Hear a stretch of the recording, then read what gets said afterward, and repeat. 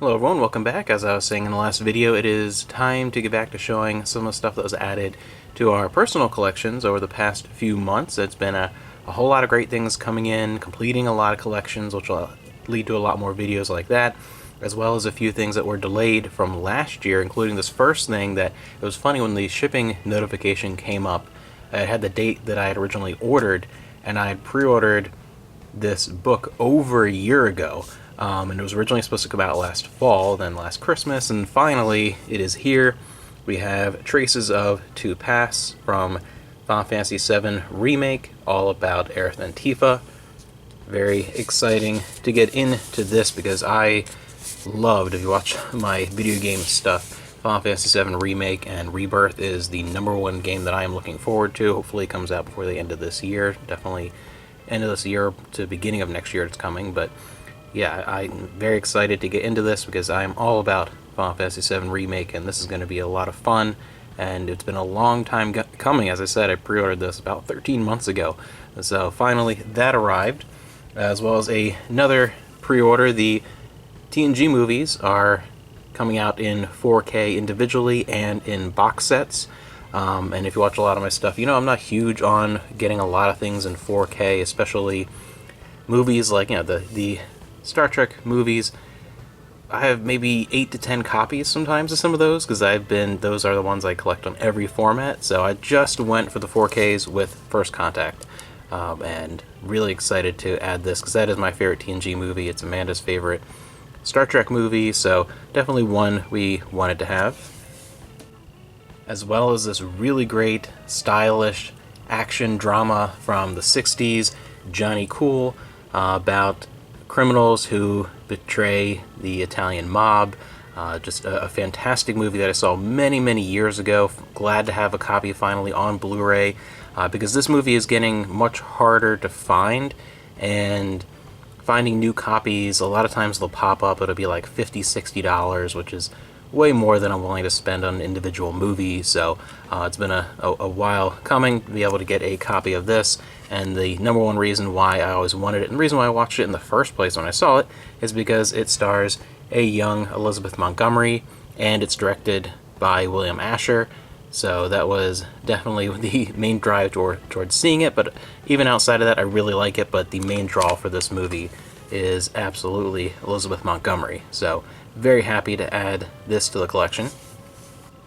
And we'll switch over to video games when sticking with some newer stuff. We have the Star Trek Prodigy Supernova game for the Nintendo Switch.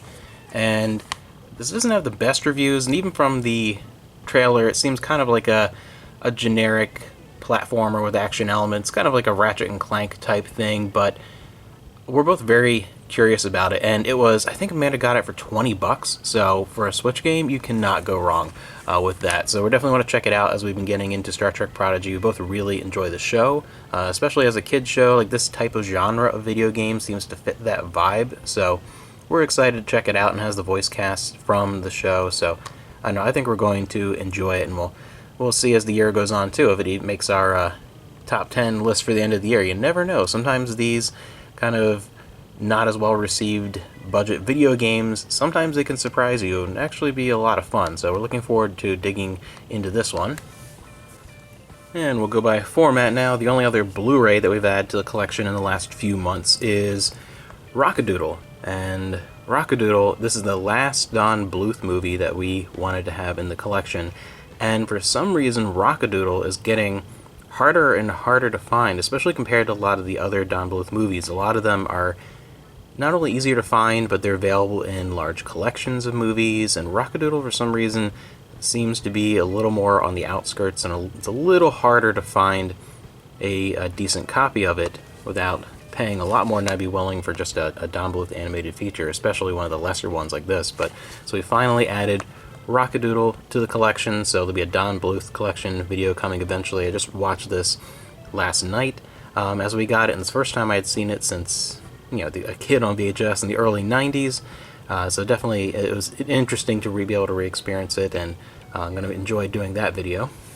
On VHS, I've been adding a lot of good VHS to the store recently, finding some decent stuff. Two that are for us that we found recently. We have the Best of Seinfeld. This is actually the only release of Seinfeld, the show, on VHS. Surprisingly, like a lot of shows were not released in full during the days of VHS, but a lot of shows would have maybe a collection of favorite episodes, or a Christmas collection if they had episodes like that, or Halloween. Like those are pretty common, especially for sitcoms that usually didn't have even a complete series. They usually had like a compilation set or something. So for this, it is the 100th episode, is the big clip show of the first 100 episodes. It's an hour-long tape and has some introductions and things, so it's a fun tape to have. It's a great way of just revisiting Seinfeld up to that point in the show.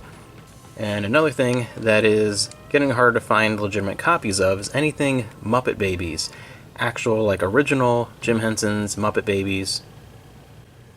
Not those weird CG-looking ones, and tapes and things that have actual episodes on, because it's very common and easy to find the Muppet Babies VHS that are the Storytime ones. They're similar to the little Golden Book videos, but ones with actual episodes of the show are becoming a little bit harder to come across, especially in the wild. And as you know, the show was never released in full on DVD. The only non-bootleg versions of the original Muppet Babies on DVD were little 1 or 2 episode ones that were sold with dolls about 15 years ago, and those are even hard to find. And then there was a very rare Laserdisc release that I've been searching for years, and I've never even seen a copy ever, even like up for sale. It's just like, it is obscure, one of those. So VHS is kind of been the way to go for that series. So we added this set, Time to Play, which includes Muppet Babies: The Next Generation, which very timely for when it came out, and is one I vividly remember. And then Beauty and the Schnoz. Well, anything Baby Gonzo is hilarious. So we both enjoyed watching this as little kids, and it's one of those few very young children's shows. Like, this is like a Sesame Street-esque level. It's one of the few ones like that you can actually rewatch as an adult and find a lot of humor in. It's one that still has that balance, kind of a kids and adults can watch together and still find enjoyment, because that age range in particular, it's harder to pull that off. I mean, I can't imagine, even if you were younger, like say my younger brother's age, and he was, loved stuff like Barney and the Teletubbies, even for him, I can't imagine him going back and watching that for more than 5 minutes without losing his mind, even though he loved it as a little kid. And adults, oh my gosh, they're unbearable. This is one of those that's weird, where it's like you actually kind of can go back, and there's a lot of fun references and things, and an adult-appropriate humor mixed in that Muppets have always done very, very well, where it crosses all age ranges, the older stuff at least. So Muppet Babies is one of those weird ones where you can actually still go back and appreciate it. And now on to the main format as usual for what we add, DVDs. We have Lawrence Harvey and Jane Fonda in Walk on the Wild Side. And this is the story of a man giving up everything and journeying to find a lost love, who meets a runaway, and everything comes to a head in New Orleans in a brothel. And it's a fantastic drama with lots of really fascinating characters. A movie that is very, very enjoyable to rewatch as well. Capucine is a great character as well, who I've always enjoyed since the original Pink Panther. Barbara Stanwyck is in here as one of her later career roles as well. So this is fantastic. It's a movie that's pretty famous for its opening, this very atmospheric, jazzy, cool black and white opening following a cat as it travels through the streets, and it sets the tone for the movie well, and is famous for a reason. And I was happy to grab this copy as well, because the older DVD release was not, it was one of the archive collection ones and wasn't that great of quality, and then it was re-released on DVD and Blu-ray not that long ago. So I was happy to grab this one, because this is a really, I think, underrated movie that I don't hear talked about a lot, and it's one of the better Jane Fonda performances, especially one that doesn't stand out. It's not one like Clute that comes up all the time as far as performances. I think this is one, though, that is underappreciated. So, really good 60s movie, one of my favorite decades for movies. And sticking with the 60s, and another movie that had a newer release that is better quality. From 1968, we have Brit Eklund in The Night They Raided Minsky's. This is a completely out there, ridiculous comedy that it's not going to be to everyone's taste. It's one of those movies that I really feel like if you get the sense of humor and what it's doing, and you're going to absolutely love this movie like I do, but it's not going to be for everyone. If the humor doesn't hit you right, you're really going to not like this one at all. You're going to hate it, I think. This is one of these that Amanda would not enjoy at all. It is about it takes place in the 1920s. It is a movie from the 60s, but the story takes place in the 20s. And it's all about burlesque and all the showmanship and the way it really was actually portrayed fantastically in here, especially after watching some documentaries on burlesque and really getting the vibe. I think this is one of the better movies that's made outside of the time period that does a great reflection on that time period and shows the comedy show elements, and it doesn't stick with, there's that stigma of thinking burlesque was just strip shows, but that's not what burlesque was. This really is a great celebration of burlesque itself, and is a great depiction of that outside of even just the main story. It focuses a lot on that. The main plot is Brit Eklund's character, who is a young Amish girl from Smoketown, Pennsylvania, which is very appropriate because that's about 5 miles from where I grew up. So that was very interesting to see. But she plays a girl who leaves the Amish life and goes to the big city and ends up basically inventing the striptease. It's very funny, and her Amish father, comes to the big city chasing her down, and it's great, but it definitely has a sense of humor where I feel like if you have to really want to see and enjoy the burlesque style of entertainment to get into it a lot, and there's a lot of weird kind of goofiness about it, but I think it's a fantastic movie, and I don't think I've ever heard anyone mention this before. I don't think that many people seem to be aware of this one, so that's a great one from the 60s. And then we added the last DVD release of Bewitched that I was looking for. This is the Mill Creek Season 1 with the black and white. I have the Sony and the Mill Creek double pack with Season 2, wanted the individual Season 1, because for me Season 1 and 2 are the best seasons of the show, and this was a particular edition that I wanted to add to the collection to finish off what we wanted for a DVD for Bewitched.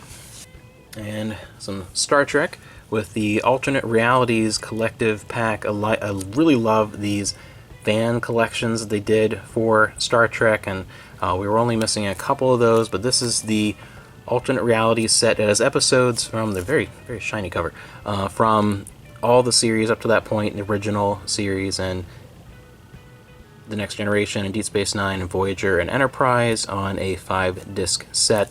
And these are great. I love these. They have the Q collection, the Klingon, Time Travel, the Borg, Captain collection. So a great way of watching a bunch of thematically tied episodes from all the different series. And sticking with sci-fi, another collection completer, we have the Twilight Zone, the Definitive Edition Season 3. I have my favorite seasons on Blu-ray, I think pretty much right on camera almost, and the complete series on DVD in one of those slim, compact sets. But Season 3 is my favorite season of the show. Kind of an out there answer. I know the popular answer is Season 1 and 2 for favorites, but there's a lot of that I just love in Season 3. One of them, of course, the first episode 2 stars Elizabeth Montgomery, so that's an automatic, one of my favorites. And then The Shelter is one of the first episodes I ever remember seeing of the show, and it blew me away with the acting, just the storytelling in general in that episode. And I think that's part of why a lot of Season 3 has stuck with me, because a lot of the first episodes I ever saw as a kid that made me aware of what Twilight Zone was happened to be from this season. That one's like Kick the Can, To Serve Man, and one that's always been one of my favorites that I never see people talk about as a favorite is 5 Characters in Search of an Exit. Always been one of my favorites, so we'll talk more about the Twilight Zone in the future, but I really wanted this standalone Definitive Edition DVD set of this season because this is my favorite season with a lot of my favorite episodes of the show all together. And a Mill Creek complete series pack. You know how I love my Mill Creek. We have Party of 5. I am an absolute sucker for melodrama. I always whether it is just sappy or whatever, I love over-the-top melodrama, and Party of Five is hardcore with that. I remember watching it back in the day. You can buy these in better quality cases with individual seasons, but for me it's one of those shows that I was fine with. I wanted the kind of more compact, this Mill Creek set. I'll open it up. They've done a couple here. I have a set with sliders that's in the same thing, the same kind of show where it's a cheaper release, but it has the discs in these cardboard, Mill Creek sleeves, but it is for this type of show that I just kind of wanted a nice little box set. Doesn't take up a lot of room with the whole thing. It's one of those that I like to revisit. One of the very few from that time period of this type of show. I was much more of into the more comedic shows like the sitcoms, but of the more dramatic and usually teen-focused dramas, Party of Five was one that I really liked from the 90s. And speaking of sitcoms and the 90s, one of the most popular sitcoms from the 90s, one that was a household favorite that everyone watched, Home Improvement. There were two more things left to complete that set, and we added both of those recently. We're missing one season on DVD, and then we also have the only VHS release, the series finale, with the clip show and all the extra stuff that was there that aired when the season finale went on for the show. So we added the complete fourth season that we were randomly missing, and the other release that I wanted was a different version of the season 3 release on DVD. The seasons were released a couple of times, and then also in a couple of different box sets, including one was like a big fancy tool case set. It looks very similar to this season 1 release, but for the whole series. And season 3, especially in rewatching them, all these sitcoms from the 90s have this weird thing in common where there always seems to be a particular season that I latched onto or I just happened to see. Shows like Boy Meets World or Full House, or shows that I wasn't really into. I didn't watch all of them, but there might have been, maybe it was a time change or whatever, there usually was a season that I just happened to see most of the episodes from, and that usually for most of those shows, that's the only season of the show that we own, because that's what I have the memories attached to. And a lot of my favorites for Home Improvement are within the third season. Just happens to be, not really sure why, memory-wise, but in rewatching them over the past, I guess like 2 to 3 years that we've been getting them on DVD. I think like 2 Christmases ago, my in-laws gave me like 2 or 3 seasons for Christmas, and that kind of started finishing, getting all the entire show. And season 3, for some reason, a lot of those episodes stand out in my memory. So that's the one season that I wanted to have a different version of. This is the 2015 printing, and they were printed twice individually. So this is the 2015, so I wanted to grab the 2005 edition that has a slipcover. Still have this one sealed because that one's open. I'm watching that one, but this one has a slipcover that was not on the 2015 and is a different pressing of the discs than 2015. So I wanted to grab that one for my overall favorite season of the show. So that finished off Home Improvement. Did you guys watch Home Improvement in the 90s? It maybe depends on your age range, but I know in my household that was one of the go-to sitcoms. And in the last thrift store pickups video I mentioned there were 2 things that I found this morning, the time that I'm filming this video, for us while I was out, that I left for this video because I knew there was a bunch of stuff that I've been just kind of waiting to show off a bunch of things till I knew I had enough for a big long video like this. One that, oh my gosh, I didn't even know this was out on DVD. Apparently it came out like a month ago. Things come so fast from the theaters to streaming or DVD now, it's ridiculous. I remember what it used to be, you'd wait for like a year for things to come, but Amanda really wanted to see this, and we didn't see it in theaters. I will watch it with her. It's one of those that I don't know. I'll watch it. You never know. Sometimes these weird Amanda movies surprise me.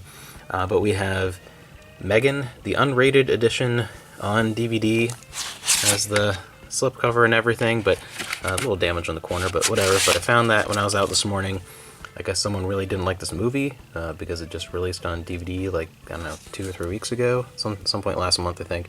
But as the unrated and theatrical version and some behind the scenes, and I know Amanda really wants to watch this, and this is one that I will watch this one with her because you never know, especially when it comes to a lot of these horror movies with a comedy element that she really likes. Occasionally, I end up really liking them too. I'm surprised, so we will see. This is one that we'll be watching either probably tonight or tomorrow.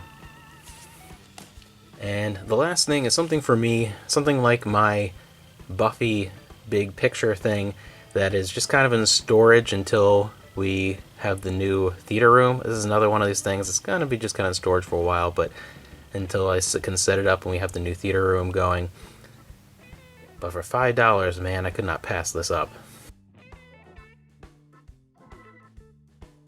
We have this Marilyn picture that is 3.5 feet by 1.5 feet. I'll slide it up here so you see the full image. But it is a great picture. It's one of the style of Marilyn pictures that I really enjoy, where it's a little more casual, not as like sexualized. Like I really like some of the later ones when she's on the beach wearing the sweater. Like those are really like, this is cool. And the reason why I like this, not only because Marilyn is one of my favorite actresses, and it's like a perfect, I love this long thin shape to it. It'll be perfect for in the theater room, like next to the movie screen, like off to the side. It just perfect design for that. It's great, perfect shape and size. It was like $5. The selling point for me though is that, I don't know if you can hear that, it's wood. It's not a poster in a frame. It's not a wall scroll. It's an image on wood with wood backing. So it's really, this is great. This is fantastic. I was very excited. And I'm like, oh man, Amanda's not gonna like this. I'm bringing this home, but this is one of those. It's like my Buffy thing. If you saw that, that's just kind of in storage for now until we set up the new theater room eventually. So it's gonna be great. I can't wait to get into that because this is perfect. This is awesome. She's gonna be shaking her head watching this video, or when she comes home, whenever she sees this first, whatever. But I think this is great. I think this is awesome. This is my find of the morning when I was out at the thrift stores. So really excited to bring home this Marilyn.